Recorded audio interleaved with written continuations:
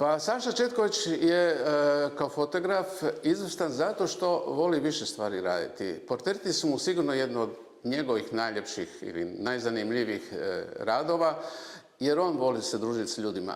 To mogu samo ljudi koji vole ljude, tako da taj dio mu je odličan. Međutim, on zapravo radi i izvrsnu arhitekturu, interijere i jedna od najvažnijih stvari kod mene je njegova točnost, njegova ozbiljno prihvaćanje zadatka i izvršavanje unaprijed razmišljajući kako to sve treba napraviti. Naravno, pokušava u svakom tom nekakvom i obaveznom radu doprinijeti svojom inicijativom, novim pogledom.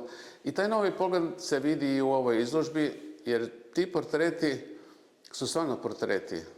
Često ljudi rade portrete misleći da je svaki portret ili svaka slika neke osobe da je to portret. Nije to uvijek portret.